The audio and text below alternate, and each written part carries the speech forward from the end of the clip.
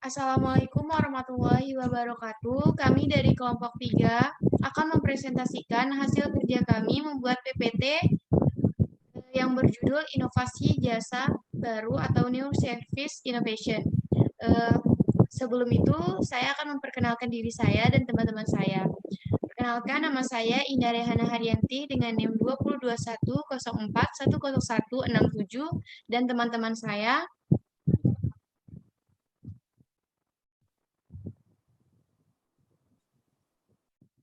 Perkenalkan, nama saya Danuaji Fidiaska dengan NIM 202104100159. Perkenalkan, nama saya Ananda Jaya Adisti, nomor induk mahasiswa 202104101444. Perkenalkan, nama saya Amalia Masrufah, NIM 202104100188. Perkenalkan, nama saya Putri Krisnayu, NIM 202104100181. Perkenalkan, saya Seni Oktaviani, NIM 202104100153.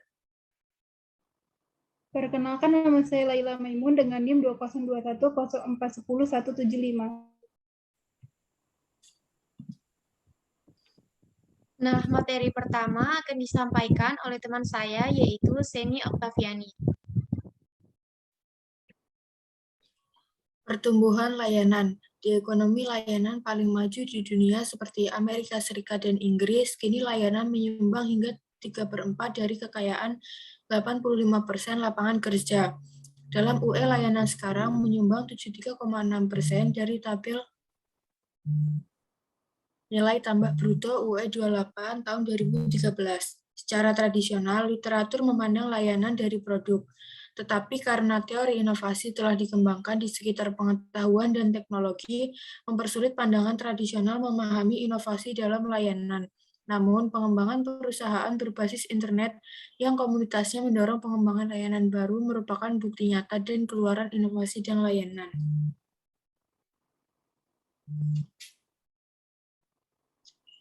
Pertumbuhan dalam layanan bisnis intensif pengetahuan atau KIBS. Perkembangan ekonomi menyebabkan peningkatan besar-besaran dalam jumlah bisnis khusus, yang sekarang memberikan masukan penting bagi perusahaan di semua sektor. KIBS merupakan kunci di balik pengembangan sisi layanan ekonomi. KIBS mencakup layanan bisnis profesional tradisional seperti akuntansi dan hukum. Orang mulai mengenali seberapa banyak perubahan yang terjadi pada ekonomi selama 10 tahun terakhir. Transfer pengetahuan adalah salah satu fungsi utama dari layanan bisnis intensif pengetahuan atau KIBS. Outsourcing dan pertumbuhan layanan. Literatur akademis telah mengidentifikasi sejumlah keuntungan yang diharapkan yang dapat diperoleh perusahaan dari outsourcing, yaitu 1.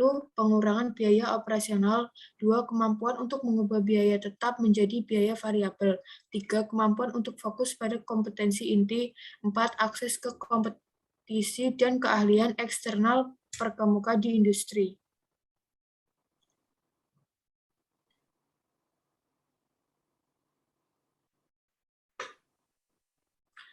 Tampaknya ada sedikit keraguan bahwa pertumbuhan layanan terkait dengan pertumbuhan luar biasa dalam outsourcing ini, dengan banyak perusahaan sekarang membeli layanan yang sebelumnya di rumah. Buktinya luar biasa bahwa pertumbuhan outsourcing ini telah berkontribusi pada layanan. Namun ada juga literatur yang muncul yang menyoroti kelemahan dan risiko yang terkait dengan pengaturan outsourcing skala besar, khususnya di mana fungsi bisnis non-peripheral yang bersangkutan. Ini menyoroti risiko ketergantungan pada pemasok dan menarik perhatian pada biaya tersembunyi lainnya outsourcing, seperti kemungkinan hilangnya pengetahuan penting, khususnya yang berkaitan dengan kompetisi inti, sebagai faktor risiko utama dalam outsourcing.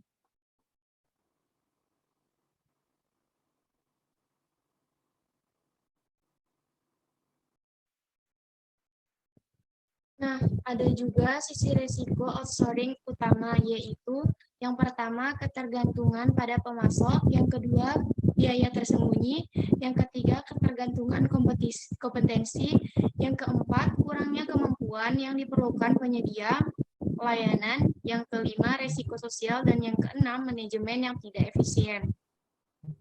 selanjutnya.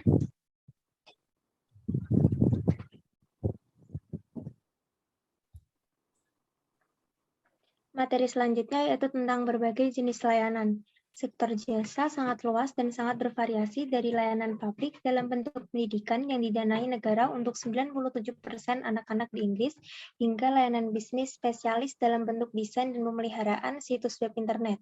Setiap sektor ekonomi jasa seperti rekreasi, amal, layanan publik, jasa keuangan, memiliki serangkaian tantangan spesifiknya sendiri. Namun pada saat yang sama, perbedaan antara beberapa sektor ini kabur. Penyediaan layanan kesehatan adalah contoh utamanya. Bidang inovasi layanan yang mengalami perubahan dan pertumbuhan besar adalah layanan e-healthcare. Seringkali ini terkait dengan kebutuhan perawatan kesehatan dan kesejahteraan lansia atau orang dengan penyakit kronis. Dari prospek inovasi, poin terpenting adalah memperhatikan bagaimana layanan dikelola dan bagaimana layanan dirancang dan diinovasikan.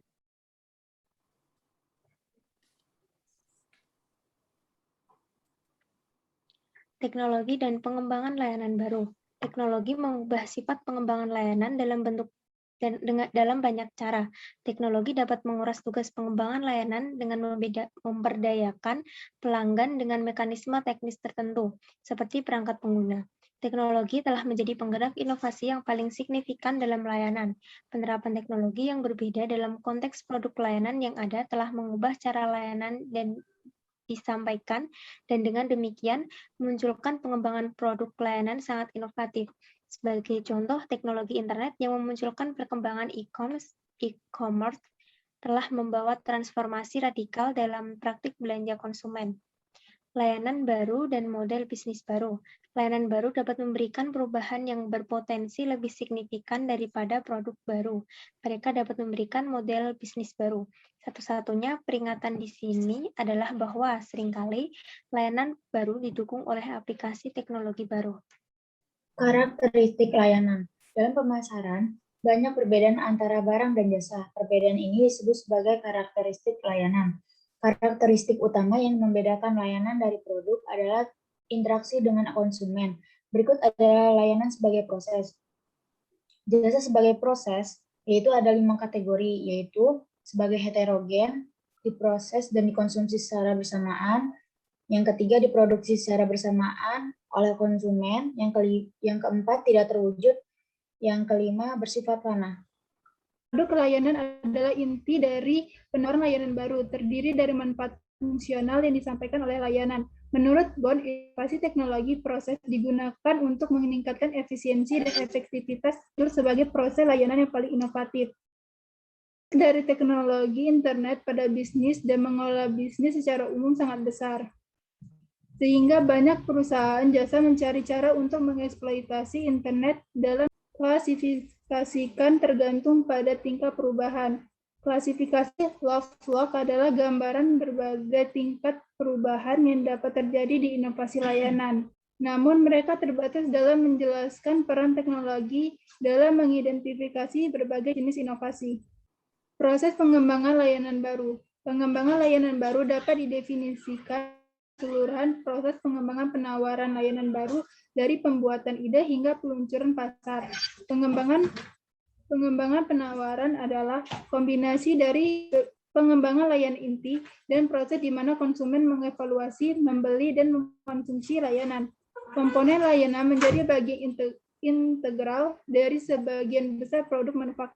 Misalnya pembelian mobil sekarang melibatkan penawaran layanan dan keuangan, pertanggungan kerusakan dan garansi. Model NPD linear dan lebih interaktif tidak cukup menekan pentingnya pelanggan dan tidak dapat menangkap proses dinamis keterlibatan konsumen dalam menciptakan layanan inovatif.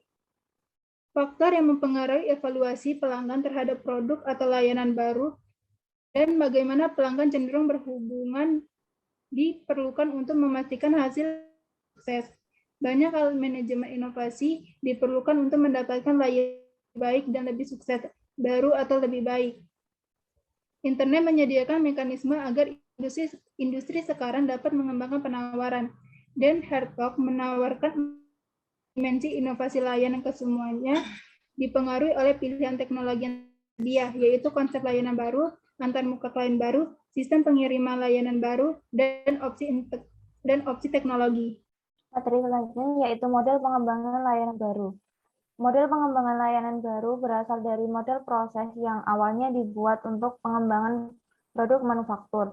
Para peneliti juga menekankan bahwa dengan sedikit pengecualian adalah berguna untuk mengintegrasikan model yang dibuat dalam studi pengembangan produk ke dalam model yang berhubungan dengan pengembangan layanan.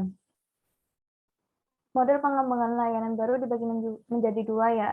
Pertama yaitu model pengembangan layanan berurutan atau gerbang model. Mayoritas model pengembangan layanan baru didasarkan pada kerangka pengembangan produk baru. Tahapan ini meliputi strategi pengembangan produk baru, pembuatan ide, penyaringan dan evaluasi, analisis bisnis, pengembangan, pengujian, dan komersialisasi. Pengembangan produk atau layanan baru adalah proses berulang yang juga berlangsung setelah tahap komersialisasi atau peluncuran pasar.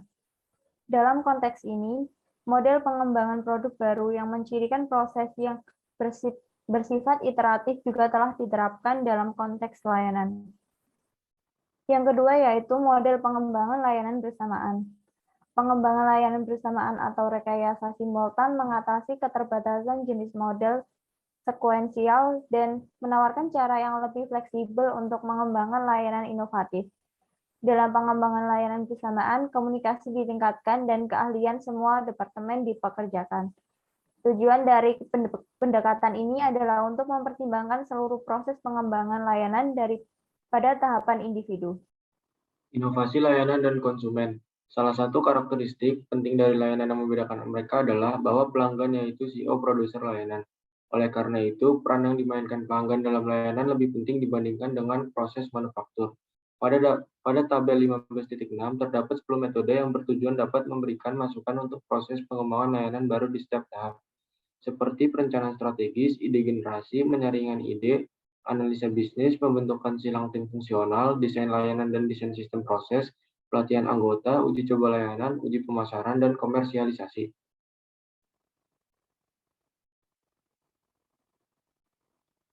Pada toolkit karakteristik pengguna konsumen terdapat banyak tulisan dalam literatur NPD tentang perlunya melibatkan pelanggan pada tahap awal dalam proses dan untuk mengintegrasikan mereka ke dalam proses untuk menangkap ide sepenuhnya. Saat ini, teknologi memungkinkan cara-cara inovatif untuk melibatkan dan mengintegrasikan pelanggan ke dalam proses pengembangan produk. Dalam konteks ini, disinilah teknologi baru, terutama dalam bentuk toolkit yang menawarkan ruang lingkup cukup besar untuk meningkatkan hubungan antara konsumen dan produsen. Toolkit yang disebut memungkinkan pelanggan untuk membuat produk mereka sendiri. Contoh toolkit dalam bentuknya yang paling sederhana adalah mengembangkan produk yang dipersonalisasi melalui pengunggahan foto keluarga digital melalui internet, sehingga memungkinkan konsumen untuk membuat produk individu yang dipersonalisasi untuk diri mereka sendiri. Pada karakteristik pengujian layanan oleh konsumen menjelaskan bahwa pelanggan juga merangkul peran sebagai pengguna dalam pengembangan layanan baru. Peran pengguna dalam proses ini adalah menguji layanan baru. Dalam konteks ini, konsumen sering menguji layanan setelah peluncuran pasar mereka daripada selama tahap awal pengembangan layanan. Misalnya, salah satu bagian yang tumbuh paling cepat dari sektor jasa adalah industri perangkat lunak, dan itu telah menggunakan pengguna utama sebagai penguji aktif dari penawaran layanan baru mereka selama bertahun-tahun. Raksasa Internet Working, Cisco bahkan memberi pelanggannya akses terbuka ke informasi, sumber daya, dan sistemnya melalui layanan online yang memungkinkan pelanggan perusahaan dapat terlibat dalam dialog.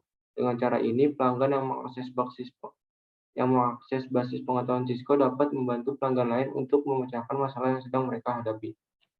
Sekian dari kelompok kami, kurang lebihnya mohon maaf.